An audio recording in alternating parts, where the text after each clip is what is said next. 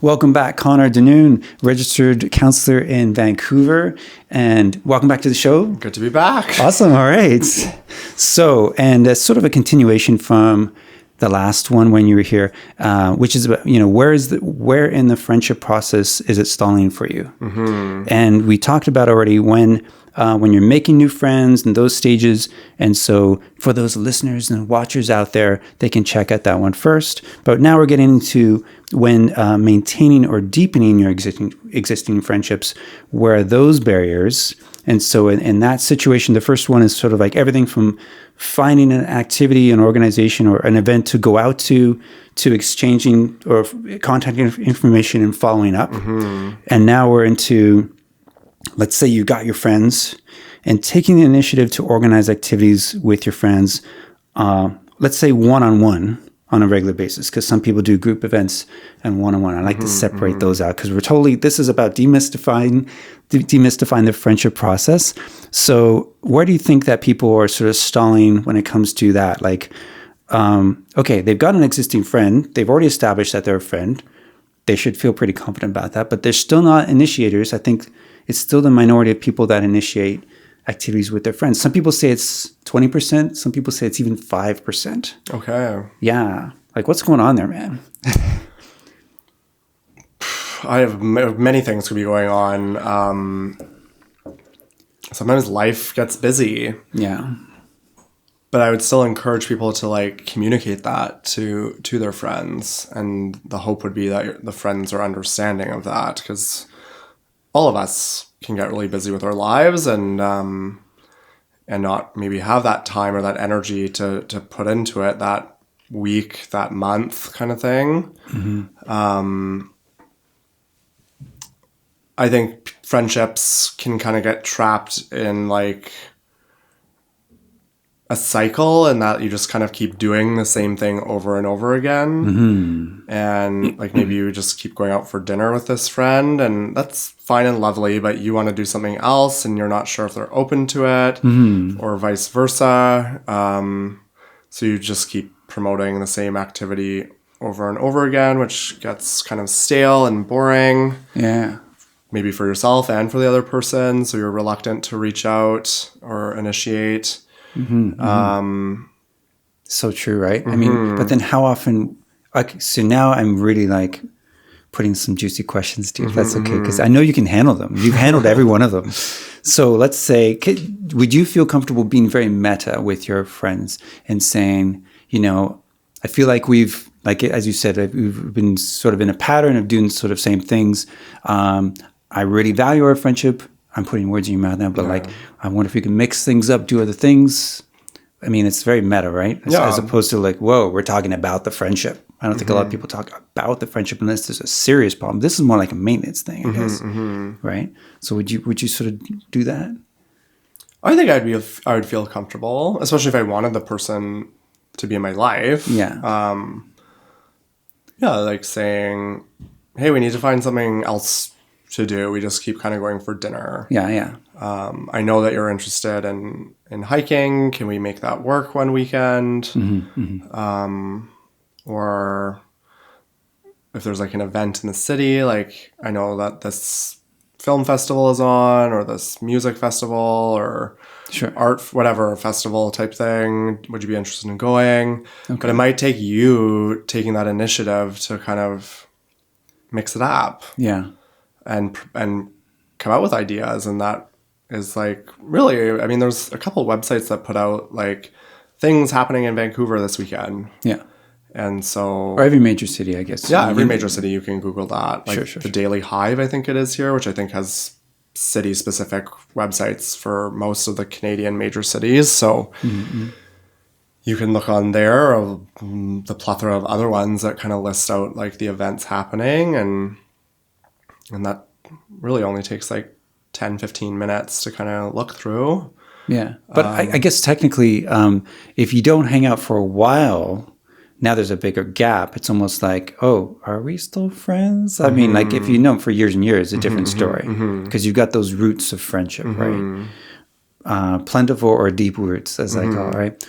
But I mean, it's almost maybe past. Well, I mean, I I don't know. I don't want to say like the audition stage, whatever it is, but it's sort of like if enough time goes by, but you are interested, I don't know. It's just not as categorizable as a romantic relationship, I find, right? So it's so murky, right? Right.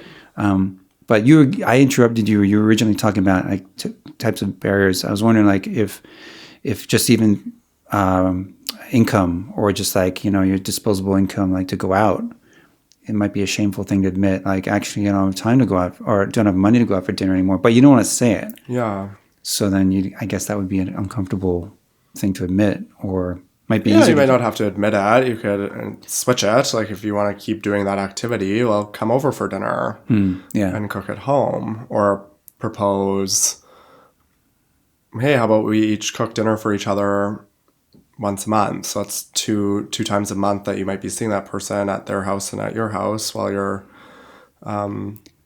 making dinner together, and that's cost effective and low barrier. It works even better if you could if you had a group, even a group of 3 or 4, you could just alternate once a week. You're at someone's house for dinner. You don't have to worry about cooking dinner 3 weeks of the month, and just one night a month you host and you have to organize it. Sure. Well, yeah, we'll get into the group thing in just a second, but just in terms of the one-on-one stuff, because I asked this with Jose as well, and I think it's a hard question, but I know you can handle it. So how often do you think it's good to hang out with a one-on-one friend that you're pretty close with? Like a range, I guess, to keep it healthy. I try to see my close friends at least once every 2 weeks. Okay. Yeah. So that's twice a month. Mm-hmm. And what I've struggled with though is like especially in the last year since starting my private practice, is I don't have my availability is a lot lower, and like my time and energy is also like a bit lower, and some friends haven't adapted to that change. Mm-hmm. And so if I only can kind of hang out for a couple hours on a Sunday afternoon because I have to go do all my chores and meal prepping and all that, so I can like work and have a balanced work week ahead. Like I know 1 or 2 of my friends are not happy with that, but like that's what I can give, and it's kind of a take it or leave it situation. Yeah. But I would say I see those I deem close friends twice a month. Okay. Or try to. Okay. I do have one close friend in Vancouver, and she is very busy. She's like super scheduler, and that might be more of a once a month thing. But we have, like you highlighted, we have a very rich history that goes back 12 or 13 years now. So I don't take offense because I know, and she knows me and our lives and whatnot. So I might only see her once a month. Okay. So just generally from your client's point of view, or even people that you've met in your life, what would you say are other kinds of barriers for initiating that one-on-one hangout? Besides life gets in the way, I guess that's a big one, right? But like, does it come down to like just not being an initiator, not being an organizer? But then that, like, what's behind that? Because you think they're so grateful, they're just as grateful to hang out, like when you see them. So like, it might come down to like, again, that vulnerability piece, or like, oh, I'm boring and I can't come up with like interesting activities, so I'm just not going to, or I haven't cultivated interests of myself, so I don't even know what to propose, or I just had it, but it slipped my mind. That's what comes to mind right now in this moment. Okay. And have you flipped back and forth between the organizer and the more non-organizer? Mm-hmm. Okay. Yeah, I do flip back and forth. It takes effort. It's like effort and mental effort, and to plan and organize and like schedule it out and create like that. I think that's actually quite healthy, is that it should be reciprocal. Like, ideally 50-50, although that doesn't happen. But like, if I'm going to plan, like I actually have plans this Sunday with a friend, that like a close friend who I see usually twice a month.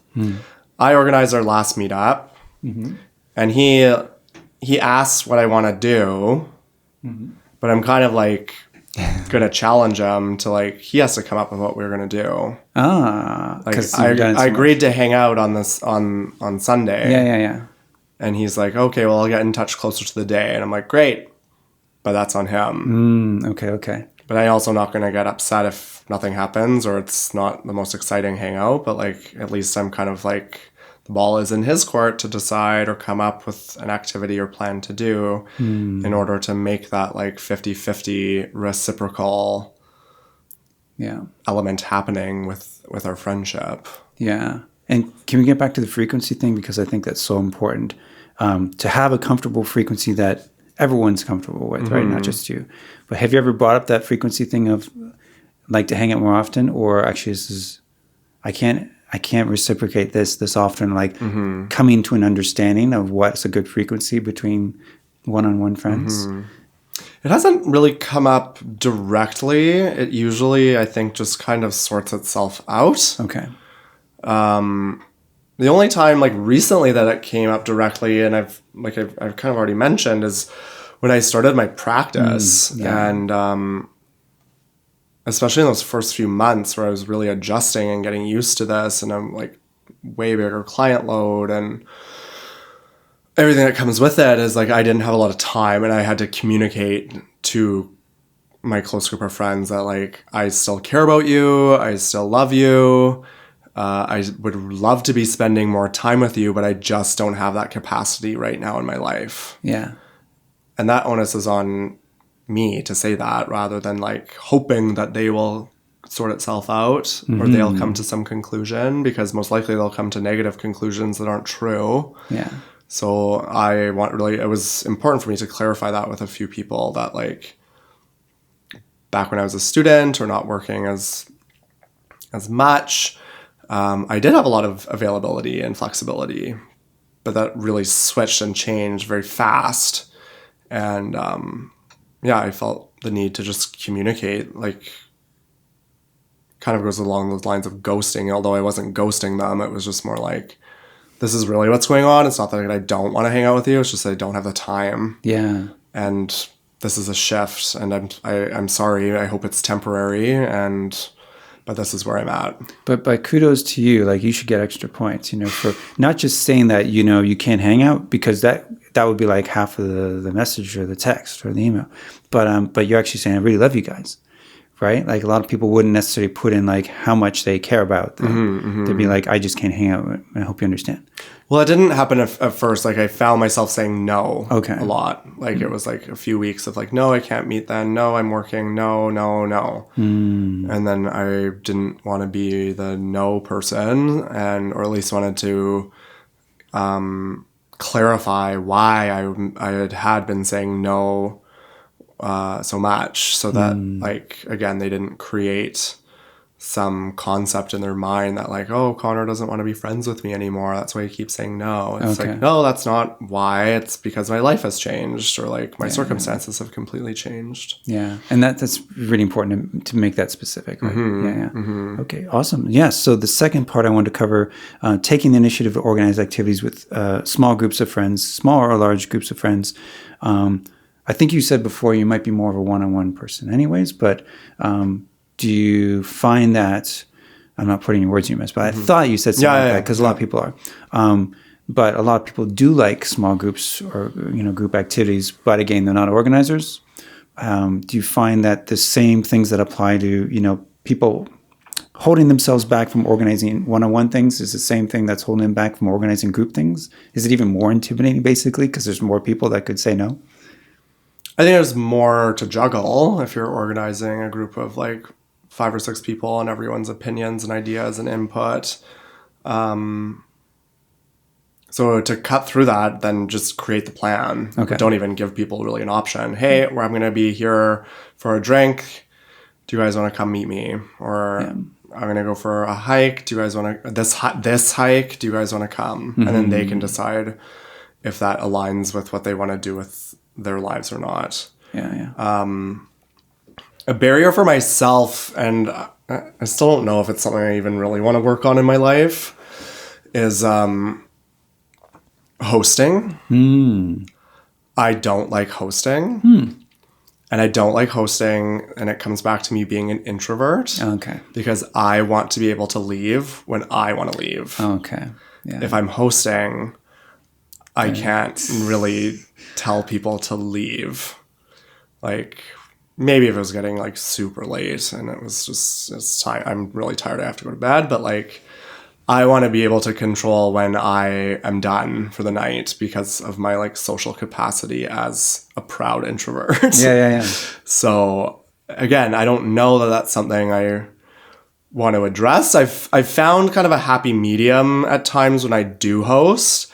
It'll be like, come to my place for a drink or for dinner, and then we will go out after. Okay. Because then once you're out of my space, then I can again control when I leave, or how late I want to be, or how long I want to be spending on the activity. I was just going to say, like, if your whole event is even in a restaurant, you know, there's no pressure for you to stay a certain amount of time, right? Yeah. You got to weigh out. I mean, maybe not the first 5 minutes. Yeah. Yeah. So that's right. Yeah, you could start there and then go there. Yeah, it's interesting because, I mean, there's different connotations with hosting too, right? Because some people think you have to be Martha Stewart if you're going to be a host. You have to do the China or whatever it is. Like, I'm not going to do that. You have to cook for people. I hardly ever cook for anybody, right? But so definitely not a group of people. I mean, they're not surprised probably of that if they're hearing this, because like, you know, that's okay. I do the potluck thing. Yeah. You know, but do you have sort of like this connotation that you need to sort of be this amazing host? Is that what it is, or just? No, but I've had clients who put that pressure on themselves. Okay. No, because I think the people that I would host are like extremely close friends that I don't really think that they're judging me or anything like that. So no, I don't necessarily put that pressure on myself. It's more the introvert part. Yeah, it's more just like controlling my social capacity for that night. Yeah, because your energy could be expended, but then you're still in the social environment. Yeah. And now, and then I'm trapped. You're running on empty. Yeah. Yeah. And then I get frustrated. And now you're trying to hide it, which takes more energy. Yeah. Okay, I hear you. I think I'm in the middle. I think I'm in, an ambivert, I think. Okay. I don't know, but not an extrovert for sure. Yeah. Okay, so if we go on to the last one. So to me, like, I want to throw this in there too, in terms of maintaining or deepening your existing friendships as a barrier. I think a lot of people find it hard to take the initiative to end a friendship when it's time to end it. I mean, the best case, quotes, best case scenario is that it fades away mutually, but that doesn't always happen. And then this person's emailing you or texting you or contacting you, and it's unrequited. So do you find that's pretty often the case with a lot of people, that it happens quite often? And if so, do you have sort of like ideas on how to deal with that? Two questions. I wouldn't say that it would happen that often. Usually, in my personal experience and experience with clients, is there is some major event or offense or something that's happened to cut the friendship, or like you said, it's like kind of a mutual fade out. Ideally, I think that happens more frequently than one might think. But ending a friendship, in my mind, is no different than ending a romantic relationship. You're ending a relationship in both senses. One just has an extra element on it than the friendship does. So I see the two as being very similar. And I think it's, like you mentioned, knowing when and where and if it's appropriate. Like the last friendship of mine that ended was almost 3 years ago.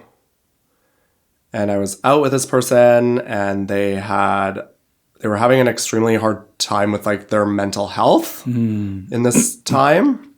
And this is the hard thing about being a counselor and a friend, is like, I'm not a counselor 24/7. I couldn't be. I'd burn out and hate my life. But I think this person was kind of taking advantage of that. And I also didn't put up great boundaries. But anyway, this one night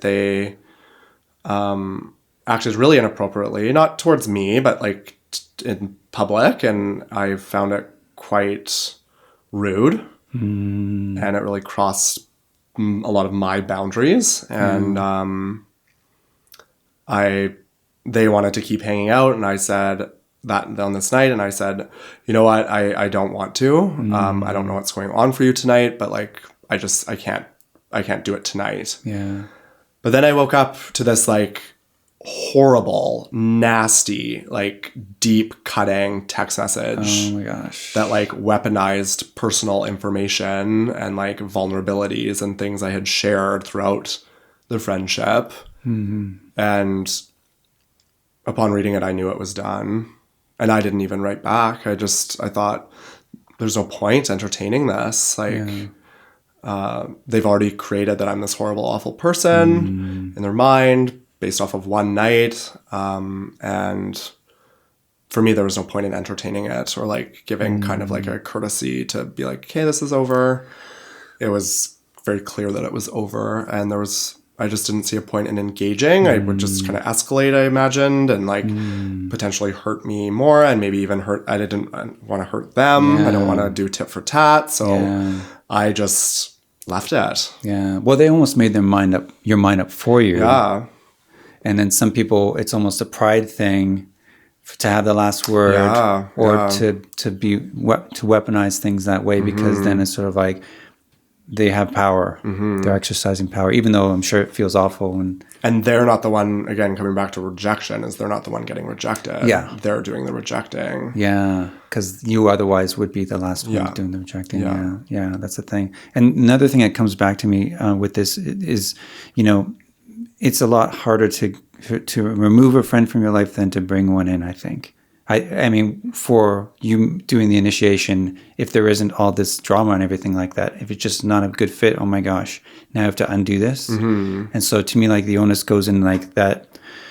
I know it's this controversial term, but audition phase or whatever you want to call it, trial phase of a friendship, to make sure that you're using that word friend in not a sacred way, but a very like intentional way. As opposed to, oh yeah, we're friends automatically, and then actually, oh, I didn't know you were, oh wow, we don't have shared values at all. And now there's a pattern of we're going to get together every 2 weeks, and oh crap, awkward, right? So I guess there's like, be very mindful of that first process, the vetting process. Everyone's vetting each other. And there's a huge cultural component to that too, this vetting process. In my experience, Americans are extremely quick to be calling you friend, best friend, and BFF. Yeah, and all that. And I find it odd, personally. Compared to like Europeans or Asians? I've heard, my cousin's fiance is Dutch, and she said that like the Dutch, it takes years to be considered a friend. Wow. Like that audition vetting phase takes a very long time. And my cousin lives there with they live together in The Hague, and he ran into a lot of struggles with that, because it's like he's trying to make friends but just couldn't break in. So a lot of his friends are expats, like Canadians, Brits, Americans, like from the Anglosphere, because I think we're all similar, although I do think Americans jump the gun to friendship much quicker than Canadians do, in my experience. I don't think there's any studies or empirical evidence to that, but like, there's a cultural component that comes along with that vetting time process before you acquire the label of friend or more best friend or close friend or what may be. Like getting tenure. Basically, yeah. But then are you locked in? Are you in a very secure position, hopefully? Once you're like in the Netherlands, if you're a friend, like it's like very solidified.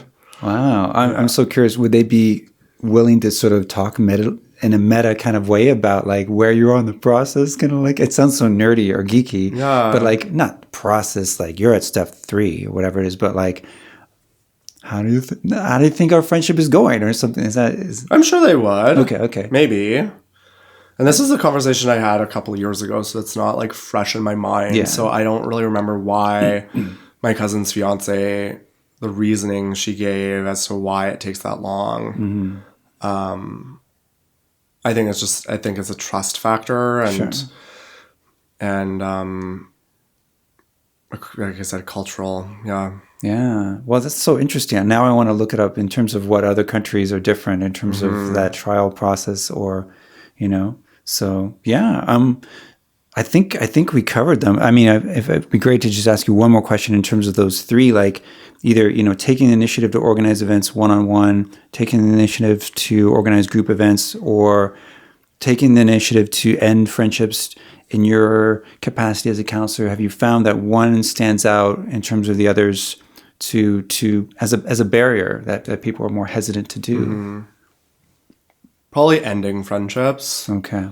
Especially if there's like a historical component, Yeah. like, oh, we've been friends since grade 1, Oh yeah. but now I don't like they're mean, or they don't or whatever it might be. We're not getting along, and it's been years this way, or like I feel like they're not talking about me, but whatever it is, the friendship is not working. But like people really latch on to this like historical component, or we've been friends this time, or like we went through hard times together, but we're all constantly evolving and changing, and sometimes it's together and sometimes it's not. And just because you've known someone 10, 15, 20 years, maybe longer, if you're a bit older, it doesn't mean that person needs to be in your life, especially if really they're just contributing kind of a negative influence or a negative emotional reaction, or like you don't feel supported, you don't feel loved, you don't feel cared for, you don't feel that reciprocity.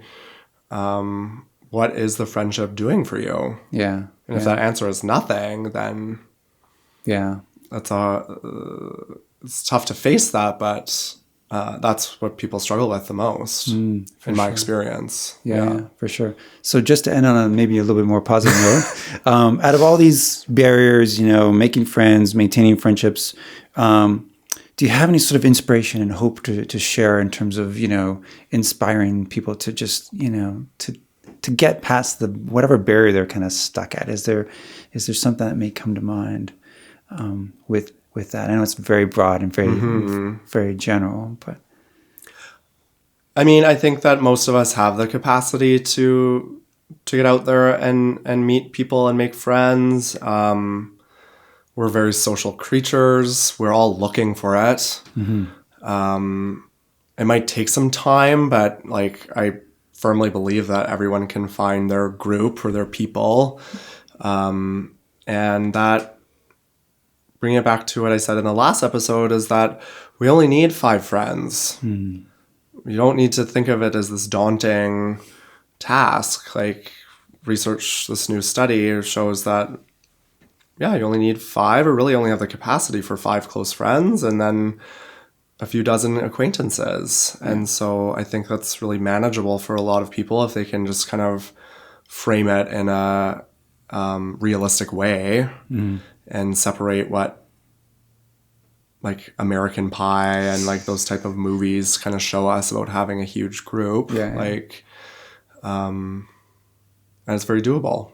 Awesome. That's, I think, a perfect note to end it on. Yeah. Thank you so much for being on the show. You're very welcome. My pleasure. Awesome. Hey guys, if you enjoyed this podcast, then please like and subscribe, and please help to support this project by donating on our Patreon page. Thanks.